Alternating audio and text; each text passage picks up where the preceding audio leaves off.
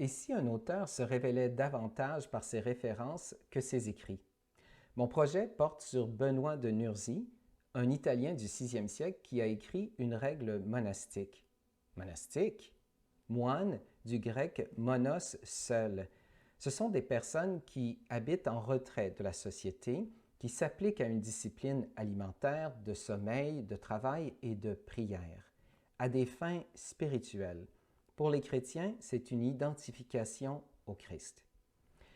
La plupart des moines vivent en communauté. Qui dit vivre ensemble dit aussi règle de vie.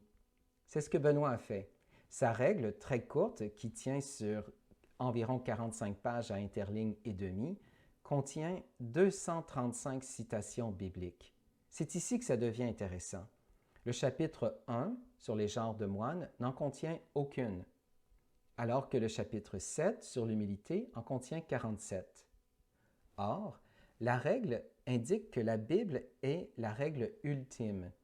Pourtant, Benoît ne recourt qu'à moins de la moitié des textes bibliques.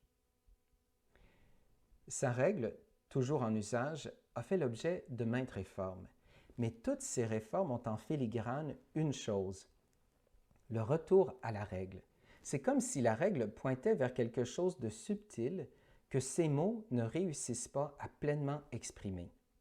En image, c'est un peu comme si Benoît, avec sa règle, pointait vers quelque chose. Étudier la règle revient un peu à étudier le doigt. Peut-être qu'en étudiant ces références bibliques, on pourra un peu mieux saisir ce vers quoi Benoît pointe.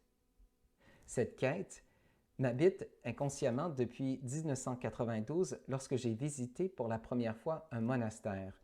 C'était à Saint-Benoît-du-Lac, en Estrie.